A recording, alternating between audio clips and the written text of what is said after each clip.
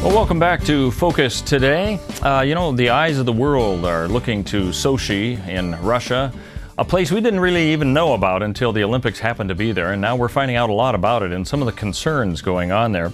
Our guest with us is William Robson. He is a commercial software writer and also an author dealing with terrorism. William, good to have you here. First question I have is, how do you make this bridge between writing software to terrorism? They're not the same, are they? It's definitely not a normal transition. You're correct. I actually was in business analytics and commercial software for about 35 years, and at the end of last year, I actually decided that I had enough of that corporate world and wanted to follow my dream and follow some of the things that I've always kept my eye on. And my family actually has a real long history in the military, and including everything from the Pentagon down to Special Forces, and so it was near and dear to my heart. And both my kids are biochemists, and I kind of wrapped everything up and wanted to write this book.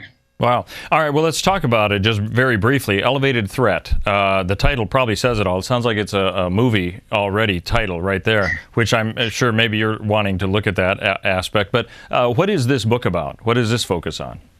Well, if we think about Sochi just really quick, the one thing I hope that we learn from that event is how a really small group using standard tactics and standard weapons can bring a country like Russia to its knees. And I hope we extrapolate that out to ourselves and say, what would we do in such a case? And so what I did with the book is like I said, I took some of my background from all the things that I know that's going on in the world, and I extrapolated that out, and I said, well, what if our image of what terrorism is not exactly the correct one that at least the public knows. And we saw it in the event of 9/11 happen, where we had a failure to expect the unexpected.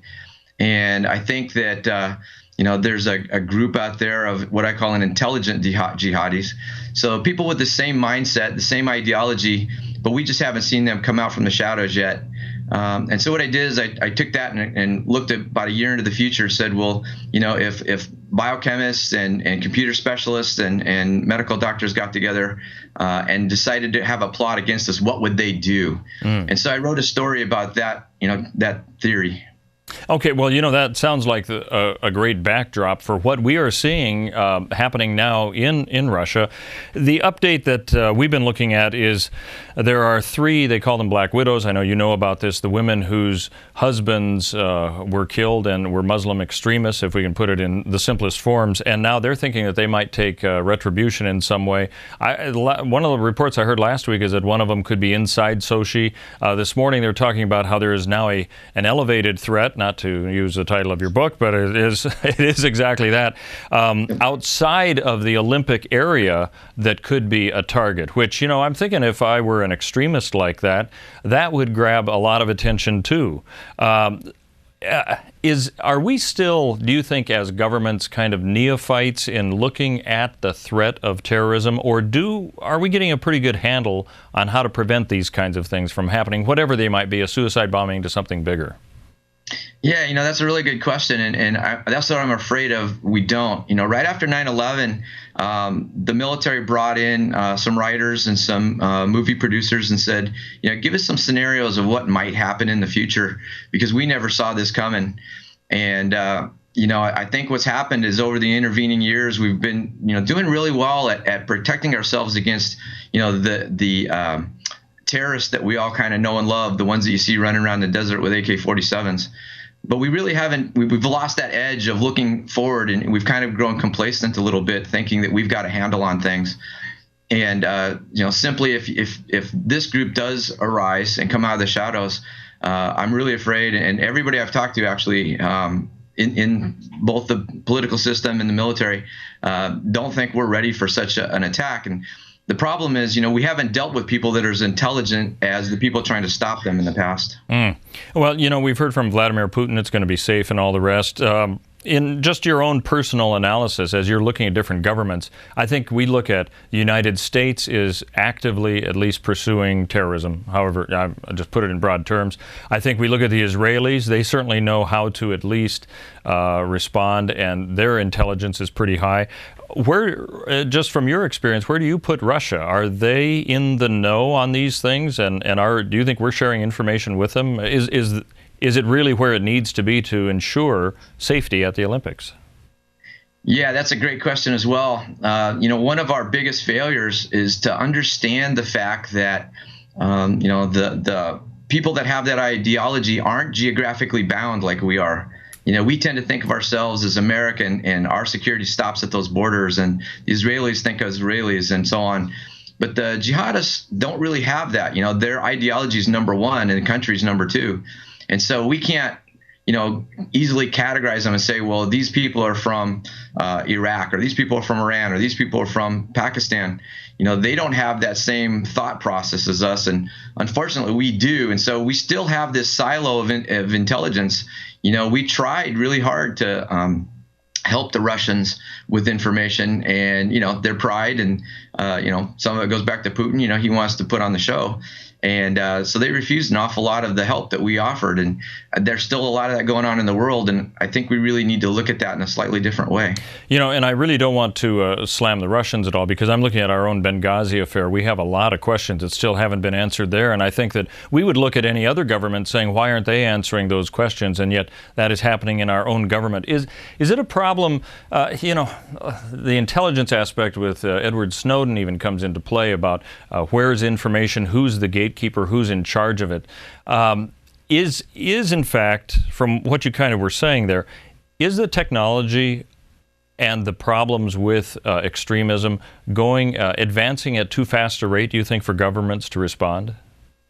One of the things I addressed in the book that I don't think people are thinking about very much, and that's the idea that these people are, like I say, not as intelligent. They don't have the ability to get their hands on the advanced technology that we have. And unfortunately, I think that's a naive approach. Imagine, if you will, what would happen if this group gets together and does have the ability to have computer savvy. They do have the ability to affect our, let's say, stock market trades. Let's say they have the ability, if nothing else, to do a really good propaganda event using social media. They wouldn't have to have a very big actual terror event to happen, and then they could build it up and build it up and build it up to such a point that we'd be in this fever pitch, and the public wouldn't know which way to turn, even though the event itself might be fairly small. And it's kind of what's happening in Sochi. If you think about it, here's a small group of people that really don't even have these advanced weapons that I'm talking about. And look at what they've done in Russia. Everybody in the world's talking about it. Everybody in the world's scared. Nobody really knows what to do. Certainly, Russia spent, who knows, uncountless millions of their money to try to protect themselves, all because of, this one small little group. So, if you look ahead and think, well, what would happen if, let's say, they had a bioweapon, or if they had the ability to use social media in such a way that the weapons that they do have is on the top of the mind for everybody really quickly. You can imagine the unexpected consequences of such an event. I want to ask you a question as an author, because I've been mulling this over and I haven't known who to ask. So I'm going to ask you, and it's related to all of this. We've seen a lot of news about robotics and how robots are being used for artificial intelligence to share even information with each other. There's one, it sounds very passive. It sounds great. You have robot waiters who now share information so that they know where people are sitting and everything else. And there's always a downside to all of this. I think of Enemy of the State with Gene Hackman and some of these movies that are a little bit older, iRobot, as I mentioned, we're seeing that becoming reality. And the question I have is, for an author like yourself of Elevated Threat, is this almost, are these guidebooks almost that people are using, or do you have an insight into what will be happening, do you think? And then it does, because you talked about this symposium with authors, and there's a reason why security people would do that. Is it just the imagination of the human mind that comes up with these devious ways to wreak havoc on others? That's a good question. I think there's a lot of truth in that. I think it's even deeper than that, though. We tend to think of our world in the quarterly, financial markets, and we think of business and how much money we can make and so on and so forth. And there's a million things that pull us in 100 different directions. And they don't have that. They have a singular mindset, and it's, how to figure out how to attack us. And so they don't have a political system that's telling them that's not correct. They don't have something that tells them, doing something a certain way, is invalid. They just keep trying things till they find one that works. And, whoever thought in a million years that people would be willing to strap a bomb on their own personal chest and walk down the street? I mean, it just almost seems out of the ordinary. And so I think, the military is very regimented, and the politicians, of course, have their own way. But, we're so busy thinking in a logical straight line, and they're thinking in every direction you can imagine. And so if an opportunity presents itself, they'll follow it. And so I think the idea of getting writers and people together that are creative and can kind of, like I say, expect that unexpected, or, what would somebody think of to do?